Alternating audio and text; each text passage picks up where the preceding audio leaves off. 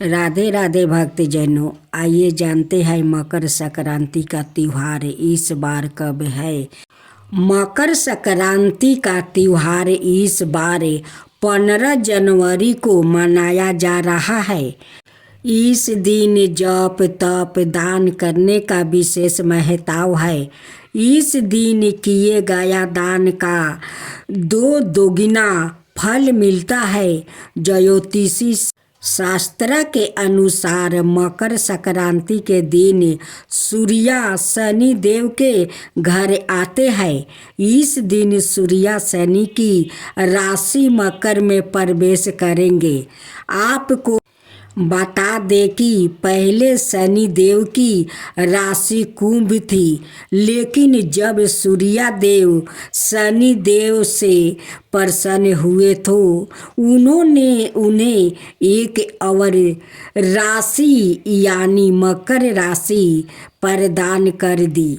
मकर संक्रांति के दिन सूर्य देव और शनि की कथा पढ़ने से आप शनि दोष से काफ़ी हद तक राहत पा सकते हैं। तो आइए जानते हैं मकर संक्रांति की कथा। पौराणिक कथाओं के अनुसार सूर्य देव और शनि देव में अच्छे संबंध नहीं थे। दरअसल इसका कारण था सूर्य देव का शनि की माता छाया के प्रति उनका व्यवहार।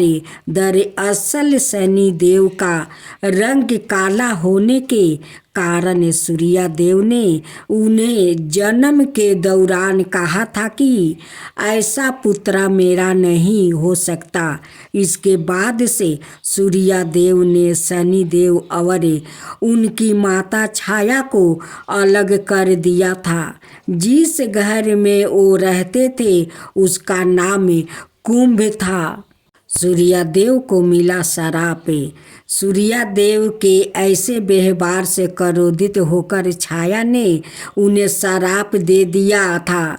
माता छाया ने सूर्य देव को कुष्ठ रोग का श्राप दिया था, जिससे क्रोधित होकर सूर्य देव ने छाया और शनि देव का घर जलाकर राख कर दिया था।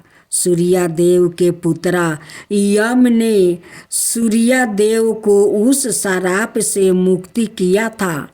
साथ ही उनके सामने मांग रखी थी कि वो उनकी माता यानी छाया के साथ अपने व्यवहार में बदलाव लाए। इसके बाद सूर्य देव छाया और शनि देव से मिलने के लिए उनके घर पहुँचे थे। जब सूर्य देव वहाँ पहुँचे तो उन्होंने देखा कि वहाँ कुछ भी नहीं था। सब कुछ जल कर बर्बाद हो गया था। इसके बाद शनि देव ने काले तिल से अपने पिता का स्वागत किया था।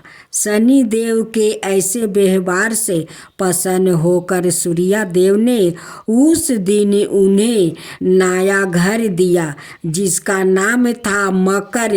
इसके बाद से ही शनि देव 2 राशियों कुंभ और मकर के स्वामी हो गया। शनि देव के इस व्यवहार से प्रसन्न होकर सूर्य देव ने उन्हें यह भी कहा कि जब भी वो मकर संक्रांति के मौके पर उनके घर आएंगे तो उनका घर धन धन से भर जाएगा। उनके पास किसी भी वस्तु की कमी नहीं रहेगी। साथ ही यह भी कहा कि इस दिन जो लोग भी मकर संक्रांति के मौके पर मुझे काले तिल अर्पित करेंगे उनके जीवन में सुख समृद्धि आएगी। इसलिए मकर संक्रांति के मौके पर सूर्य देव की पूजा में काले तिल का इस्तेमाल करने से व्याकित के घर में धन धनाय की कोई कमी नहीं रहती है। शनि 17 जनवरी को राशि परिवर्तन करते हुए मकर से कुंभ राशि में प्रवेश करने जा रहे हैं। करीब 30 साल बाद शनि अपनी मूल त्रिकोण राशि कुंभ में प्रवेश करेंगे।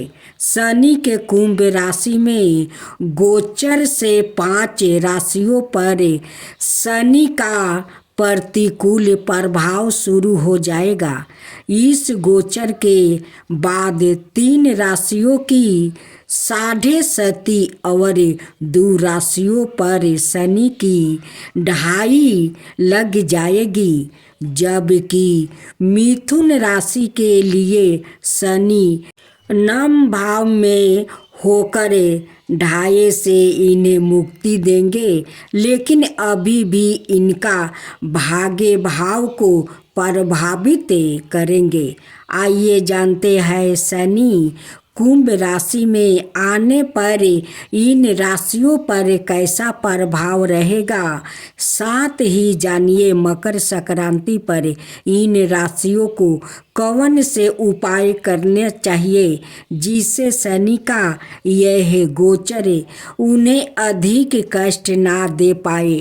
शनि का कुंभ राशि में जाने से मकर राशि के लोग पर ढाया रहेगी। ऐसे में यह समय आपके लिए उत्तम फलदायी नहीं है। शनि के इस गोचर का सबसे ज़्यादा असर आपके स्वास्थ्य पर दिखाई देगा, इसलिए इस दौरान अपने स्वास्थ्य के प्रति लापरवाही करना आपके लिए हानिकारक साबित हो सकता है।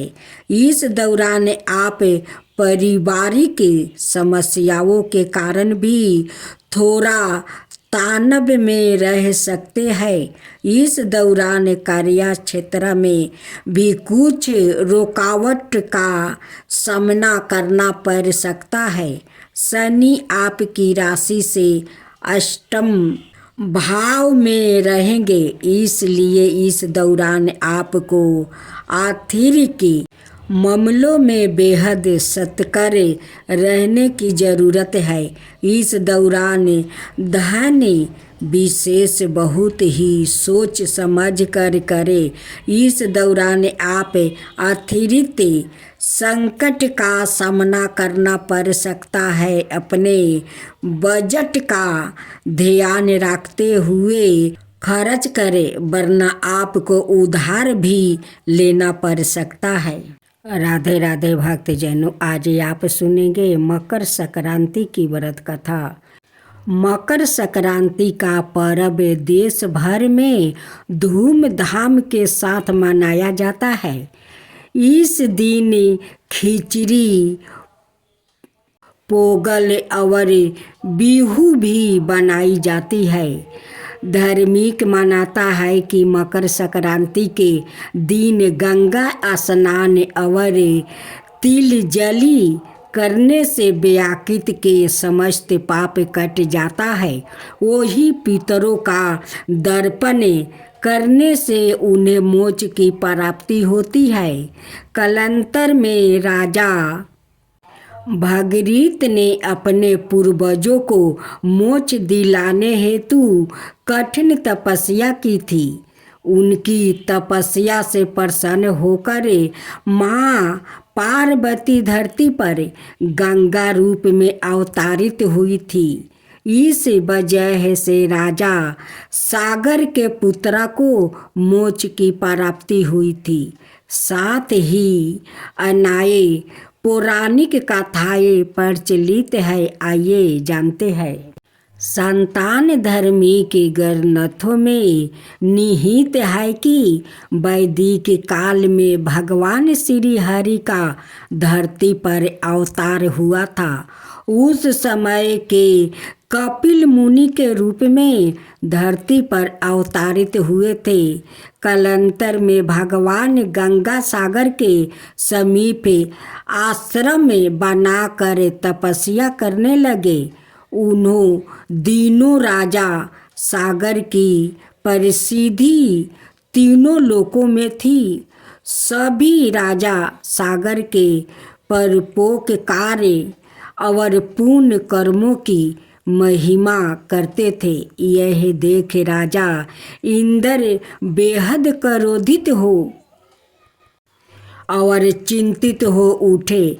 सागर के राजा इंद्र को लगा कि अगर राजा सागर को नहीं रोका गया तो वो आगे चलकर स्वर्ग के राजा बन जाएगा। यह सोचकर राजा इंद्र ने राजा सागर द्वारा आयोजित यज्ञ हेतु अश्वा को चुरा कर कपिल मुनि के आश्रम के समीप बांध दिया। जब राजा सागर को अश्वा के चोरी होने की सूचना मिली तो उन्होंने अपने सभी पुत्रों को अश्वा ढूंढने का आदेश दिया। जब कपिल मुनि के आश्रम के बाहर अश्वा बांधा देखा तो राजा सागर के पुत्र ने कपिल मुनि पर अश्वा चुराने का आरोप लगाया। यह सुन कपिल मुनि क्रोधित हो उठे और उन्होंने तत्काल राजा सागर के सभी पुत्रों को भस्म कर पाताल भेज दिया। जब राजा सागर को यह बात पता चला तो वो कपिल मुनि के चरणों में गिर पड़े और उनके पुत्रों को क्षमा करने की याचना की। हालांकि श्राप वापस नहीं लिया जाता है। अत कपिल मुनि ने उन्हें पुत्रों को मोक्ष हेतु गंगा को धरती पर लाने की सलाह दी। तब राजा भगीरथ ने माता पार्वती की कठिन तपस्या की। इससे प्रसन्न होकर माता पार्वती गंगा रूप धारण कर धरती पर मकर संक्रांति के दिन अवतरित हुई। जब राजा सागर के मृत्यु पुत्र को गंगा का स्पर्श हुआ तो उन्हें मोक्ष की प्राप्ति हुई। चिरकाल में मधु और कटभ नाम का दो दैत्य थे जो असुरी परावृत्ति के थे। इनके अत्याचार और दुस्साहस से तीनों लोकों में हाहाकार मच गया। इसके बाद भगवान विष्णु जी ने दोनों को वध कर दोनों के धड़ को दो विपरीत देश में फेंक दिया।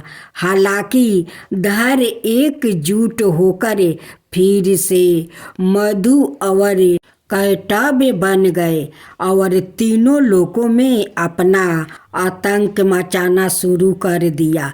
इसके बाद भगवान विष्णु जी ने आदि शक्ति का आह्वान किया और माँ दुर्गा ने दोनों का वध किया।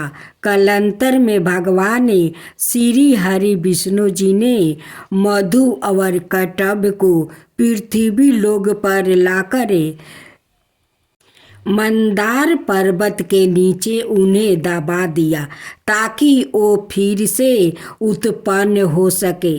तब मधु और कैटभ ने मकर संक्रांति के दिन उनसे दर्शन देने का वरदान मांगा।